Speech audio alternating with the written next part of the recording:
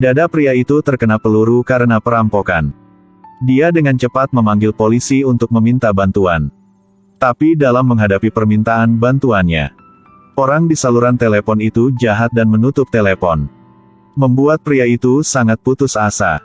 Di saat-saat berbahaya. Untungnya di luar, ada polisi yang lewat. Sepertinya mereka tiba-tiba merasakan sesuatu. Restoran yang begitu besar tapi tidak ada siapa-siapa. Apalagi semua makanan di meja juga setengah kosong. Ketajaman polisi membuatnya sadar bahwa sesuatu yang besar telah terjadi di sini.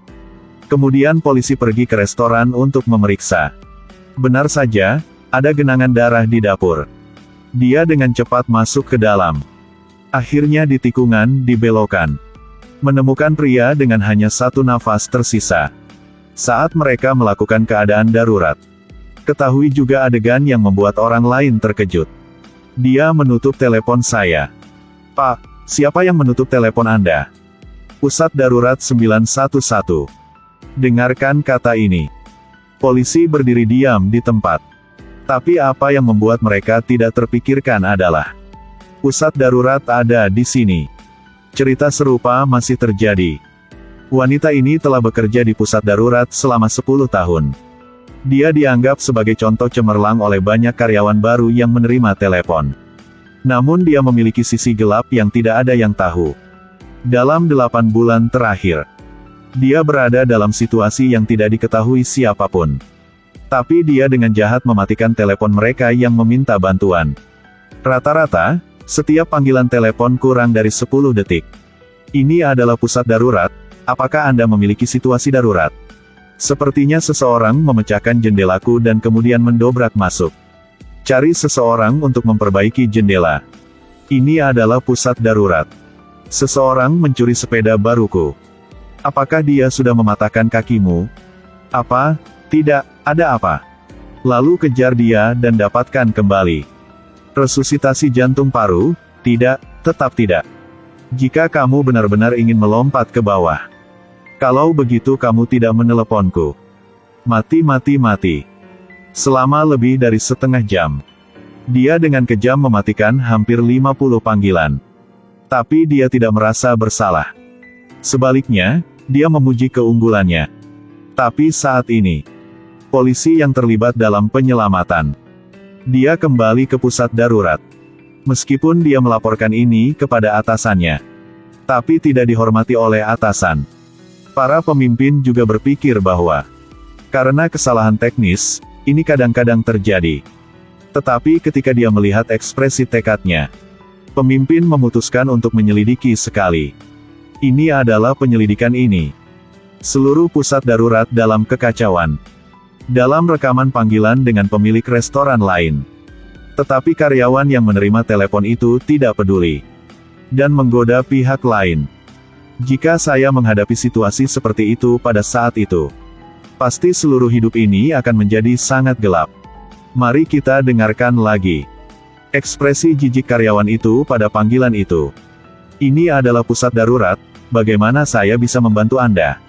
Ketika itu terjadi, nyawa seorang pria sedang berada di ujung tanduk. Tapi orang yang menerima telepon dari pusat darurat di sisi lain. Tapi jawab seperti ini. Menyelamatkan hidup saya, ada perampokan, saya terkena peluru. Saya tidak mengerti. Katakan dengan keras atau aku akan menutup telepon. Terkena peluru, berdarah, cepat selamatkan aku. Kamu menelepon ke sini hanya karena kamu tidak bisa menghentikan pendarahan. Bukan aku yang menarik pelatuk untuk menembakmu. Apa itu? Jangan bicara sembarangan. Kemudian dia dengan senang hati mematikan telepon. Betapa putus asa perasaan itu membuatnya. Lalu ada panggilan darurat itu. Wanita ini dalam 8 bulan telah kehilangan lebih dari 100 panggilan darurat. Ketika seseorang mengetahui semua hal ini, mereka tidak memiliki kata-kata untuk menggambarkan perasaan mereka saat ini. Saya tidak tahu berapa banyak orang yang kehilangan nyawa karena dia.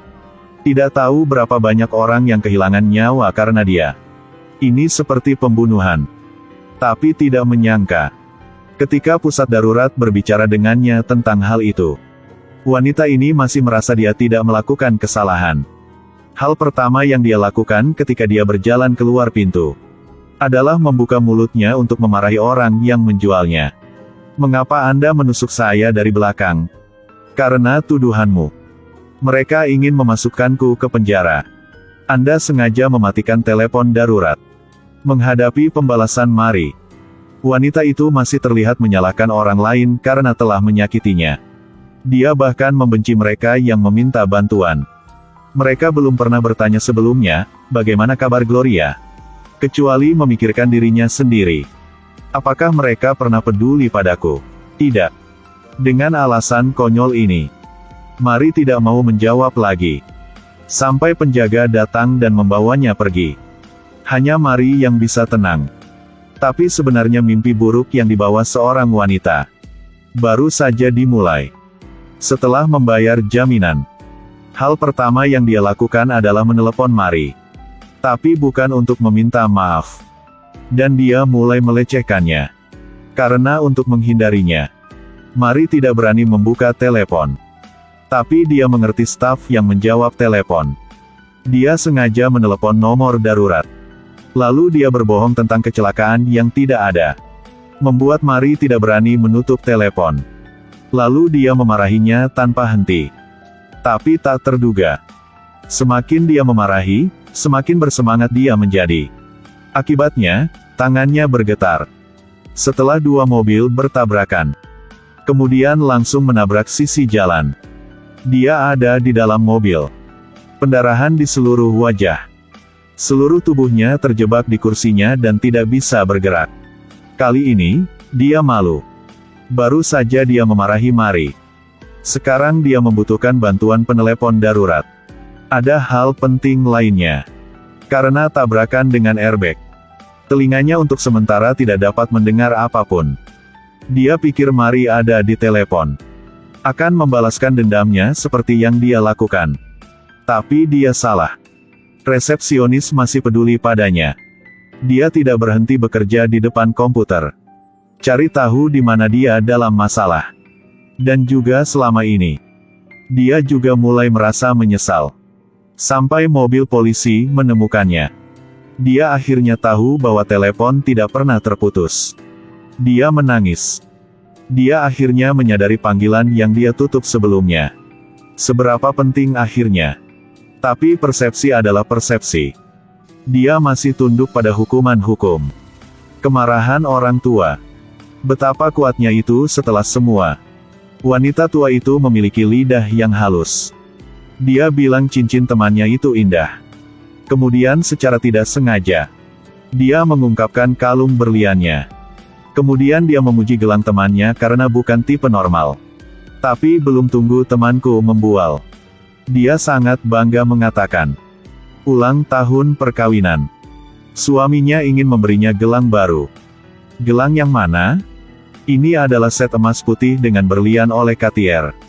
Ketika lelaki tua itu mendengar itu, dia langsung mengerti. Karena untuk menjaga wajah untuk istriku. Dia langsung menjawab. Pada titik ini, pelayan datang. Berbicara di lantai akan menimbulkan bau tidak sedap. Dengarkan kata ini. Wanita tua itu segera mengedipkan mata pada pria tua itu. Dia segera mengerti apa yang dia maksud dan berbalik untuk turun. Pelayan pria yang gelisah juga mengikutinya. Sedikit yang dia tahu bahwa ini hampir merenggut nyawa saya. Tepat ketika pelayan hendak memasuki ruang pemeriksaan, orang tua itu membuka pintu besar tidak jauh. Seketika rasa busuk menerpa hidungku. Saat dia melihat ke bawah, lantainya penuh dengan produk kimia. Tapi sekarang, servis nyalakan listrik. Percikan segera ditembakkan. Kemudian seluruh lantai mengeluarkan ledakan yang sangat kuat. Api besar segera berkobar. Tidak lama kemudian pemadam kebakaran tiba. Setelah memahami situasinya, mereka langsung menuju ke ruang bawah. Di depan pintu ditemukan seorang pelayan laki-laki. Dia ditikam di perut dengan tongkat kayu sekarang. Di depanmu ada api besar yang terus membesar. Pemadam kebakaran langsung membuka keran. Setelah itu, butuh waktu lama untuk memadamkan api. Tidak hanya api besar yang tidak mereda. Sebaliknya, warnanya lebih gelap. Meningkat menjadi merah muda yang dalam. Pada titik ini, petugas pemadam kebakaran yang baru saja tiba tampaknya telah menemukan sesuatu. Dia segera mematikan alat penyiram dan berbalik untuk kembali. Anggota tim di sebelahnya melihat ini dan juga pergi bersamanya. Inilah saat yang tak terduga terjadi. Pelayan baru saja diselamatkan. Di bawah tanggung jawab petugas pemadam kebakaran. Tarik tongkat yang menempel padanya. Darah segera menyembur keluar. Pada saat yang sama, api juga naik pada saat yang sama. Sudah mulai menyebar ke area yang luas. Pemadam kebakaran melihat situasi darurat. Bergegas maju untuk mengubah posisi orang yang terluka. Tapi api besar menelan pintu keluar. Untungnya, tim berhasil mengejar waktu. Gunakan alat pemadam api untuk memadamkan api. Berhasil memadamkan api. Ketika kapten hanya menoleh untuk melihat. Mereka menemukan barang kimia di sudut. Dia mengerti segalanya. Kemudian hal pertama setelah mengeluarkan orang tua itu. Kapten kemudian menghubungi markas. Wanita tua itu sekarang sangat bersemangat dan melompat ke tubuh lelaki tua itu. Dia tidak bisa tetap tenang. Karena kapten melaporkan. Mereka menemukan bahwa ada zat beracun di lantai bawah. Wanita tua itu masih ingin membuat alasan. Tapi lelaki tua itu berbaring di tandu. Karena obat penenang disuntikkan. Dia mengakui segalanya. Jika tidak apa-apa, bisakah aku membeli gelang? Selain itu, terbuat dari berlian. Keluarga mereka tidak kaya. Tapi sang istri sangat marah. Untuk mengalahkan sahabatnya. Sekali lagi demi memuaskan kesombongannya. Dengan enggan, lelaki tua itu datang ke jalur ilegal ini.